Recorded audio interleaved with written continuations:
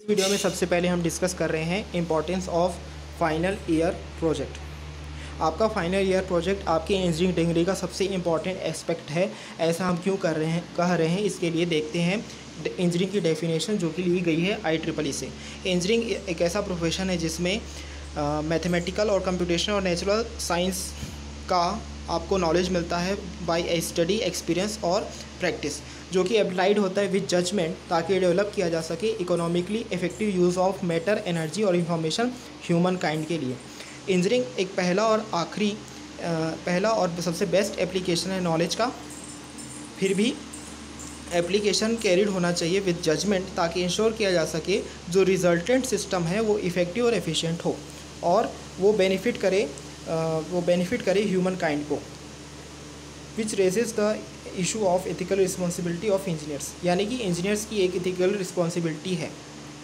Final year project एक तरह का प्राइमरी मैकेनिज़्म है जो कि यूज़ किया जाता है कॉलेजेस या यूनिवर्सिटी के द्वारा ताकि प्रोवाइड किया जा सके आपको एक opportunity to gain experience in the practical, effective, efficient and beneficial application जो आपने पिछले कई सालों से पढ़ा है। नेचुरली आप इस इंजीनियरिंग एक्सपीरियंस को ग्रेजुएट होने के बाद भी प्राप्त करते रहेंगे, लेकिन फाइनल ईयर प्रोजेक्ट आपका सबसे पहला एक्सपोजर है full rigour of engineering practice में। ये बहुत ही इम्पॉर्टेंट है कि जो आपने सीखा है, जो आप इस एक्सपोजर से सीखेंगे और जो आप सारे इंजीनियरिंग मेथोडोलॉजीज़ की प्रैक्टिस करेंगे इसमें, वो बहुत ही इम्पॉर्टेंट है। क्योंकि सिर्फ सीखना ही इम्पॉर्टेंट नहीं है, सिर्फ सीखना और जो आपने जाना है उसको अप्लाई करना इम्पॉर्टेंट नहीं, बल्कि उसे एक जजमेंट के साथ अप्लाई करना बहुत ही ज़रूरी है। इस एबिलिटी के साथ आप ये सीख पाएंगे कि क्या आप कर रहे हैं और कि कितना वो इम्पॉर्टेंट है। इसीलिए ये एक बहुत ही इम्पॉर्टेंट रीज़न है कि आपका फाइनल ईयर प्रोजेक्ट क्यों इम्पॉर्टेंट है। ये यूज़ किया जाता है एक discriminator to decide how good an engineering student you are. ये एक और अलग रीज़न है कि ये एक और दूसरा रीज़न है जिससे ये पता चलेगा कि फाइनल ईयर प्रोजेक्ट क्यों इम्पॉर्टेंट है। हो सकता है कोई स्टडी में बहुत अच्छा हो या हो सकता है कोई स्टडी में बहुत अच्छा ना हो, तो उसके बीच में जो डिफरेंस को जानने के लिए प्रोजेक्ट एक बहुत ही इम्पॉर्टेंट पैरामीटर है। यदि आपने अपने डिग्री एग्जामिनेशन में रिज़ल्ट को बॉर्डर लाइन से पास किया है between one grade and another, तो एग्ज़ामिनर ये देखेंगे कि आपने अपने प्रोजेक्ट में कितना अच्छे से परफॉर्म किया है। उसके बेसिस पे आपको इंटरव्यूज़ वगैरह में कुछ बेनिफिट मिल सकता है। यदि आपने प्रोजेक्ट में अच्छा वर्क किया लेकिन आप इनमें एकेडमिक्स में अभी तक अच्छा नहीं कर पाए हैं, तो प्रोजेक्ट में ज़रूर अच्छा करें ताकि वो आपके फ्यूचर में काम आए। तो अगले कुछ महीने, कुछ समय आप अपने प्रोजेक्ट को दीजिए। ऐसा समझिए कि ये प्रोजेक्ट आपकी इंजीनियरिंग प्रोफेशन के लिए एक पासपोर्ट की तरह है। आपके फॉर्मल स्टडीज़ या अदर थ्योरेटिकल स्टडीज़ आपके टिकट्स की तरह हैं।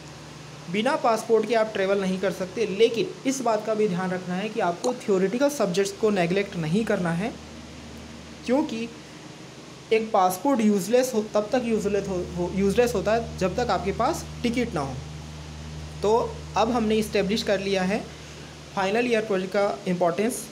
तब हम देखते हैं कि इसमें क्या क्या इंपॉर्टेंट इश्यूज़ आ सकते हैं। यहाँ पर 4 प्रिंसिपल कंसर्न होते हैं किसी भी फाइनल ईयर प्रोजेक्ट में। फर्स्ट होता है किसी भी प्रोजेक्ट को चूज़ करना, सेकंड होता है उस प्रोजेक्ट से रिलेटेड प्लानिंग करना, एग्जीक्यूशन करना और उस प्रोजेक्ट को मैनेज करना, थर्ड होता है डॉक्यूमेंटिंग द प्रोजेक्ट, और फोर्थ होता है असेसमेंट ऑफ योर प्रोजेक्ट। सबसे पहले हम देख रहे हैं चूजिंग योर प्रोजेक्ट्स। मान लीजिए आपके पास बहुत सारा टाइम है प्रोजेक्ट पे वर्क करने के लिए, लेकिन फिर भी ये बहुत ही इम्पॉर्टेंट है कि आप ऐसा प्रोजेक्ट चूज़ करें जिस प्रोजेक्ट को आप पसंद करते हो या फिर आप उस प्रोजेक्ट को करने की बेहतर क्षमता रखते हो। यहाँ पर आपको इस बात को ध्यान देने की ज़्यादा आवश्यकता है कि दोनों चीज़ें सेम नहीं हो सकती। जस्ट बिकॉज मान लीजिए आप सिर्फ एक प्रोजेक्ट को पसंद करते हैं लेकिन आप उसके लिए क्वालिफाइड नहीं हैं। क्योंकि हो सकता है कि आपको प्रोजेक्ट ज़रूर पसंद आ रहा हो लेकिन आप उस प्रोजेक्ट से रिलेटेड प्री रिक्विसाइड कोर्सेस आपने ना किया हो, या फिर आपके पास कोई एक ऐसा प्रोजेक्ट हो जो थियोरेटिकली अलाइन ज़्यादा हो, जहाँ पे जबकि आप एक प्रैक्टिकल ओरिएंटेड इंजीनियरिंग स्टूडेंट हों। तो बहुत लंबी देर तक सोचें, अच्छे से सोचें अपने प्रोजेक्ट से रिलेटेड फाइनल चॉइस लेने से पहले। एट द वेरी लीस्ट आपको कुछ फॉलोइंग स्टेप्स यूज़ करने चाहिए ताकि आप एसेस कर सकें और चूज़ कर सकें एक appropriate topic. First, find out what are your option. सबसे पहले फाइंड करें कि आपके पास क्या ऑप्शंस हैं। एक लिस्ट ऑफ प्रोजेक्ट जो कि प्रपोज किया जाएगा एकेडमिक स्टाफ के द्वारा या फिर प्रोजेक्ट कोऑर्डिनेटर या टीचर के द्वारा आपको हो सकता है दिया जाए, जिसमें आपको सारे डिस्क्रिप्शंस पढ़ने हैं, आइडेंटिफाई करने हों ऐसे प्रोजेक्ट्स को जो कि आपके इंटरेस्टेड हों, और उन सभी को एक बार फिर से पढ़ना। यदि आपके पास प्रोजेक्ट की लिस्ट किसी टीचर के द्वारा प्रोवाइड ना की जाए तो आप इंटरनेट से सेल्फ सर्च की मदद से भी लिस्ट ऑफ प्रोजेक्ट्स ढूंढ सकते हैं। Second, make a short list of 3 project. आपको 3 प्रोजेक्ट की शॉर्ट लिस्ट बनानी है एटलीस्ट। उसके बाद आपको अपने खुद के प्रोजेक्ट को प्रपोज करने के बारे में सोचना है। डिस्क्रिप्शन का यूज़ करके आपको गाइडलाइन मिल जाएगी। उसके बाद आपको अपना खुद का प्रोजेक्ट प्रपोजल लिखना है। इस बात में आपको ध्यान ये रखना है कि फिजिबिलिटी और सूटेबिलिटी आपके प्रपोजल की एसेस की जाएगी डिपार्टमेंट के द्वारा। आपको अपने प्रोजेक्ट प्रपोजल को प्रोजेक्ट कोऑर्डिनेटर को सबमिट करना होगा, जो कि रिव्यूड किया जाएगा by an appropriate member of staff.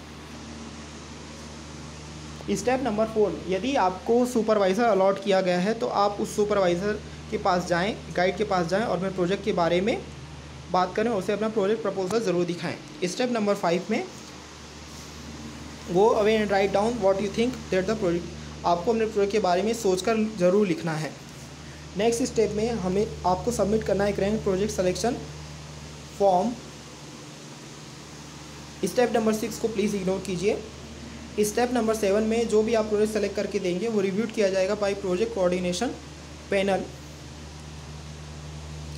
उसके कुछ वीक के बाद आपको एक एलोकेटेड प्रोजेक्ट की लिस्ट दी जाएगी। अब आप अपने प्रोजेक्ट पे वर्क करना स्टार्ट कर सकते हैं। इसके लिए आपको कुछ प्रीलिमिनरी प्लान बनाने होंगे।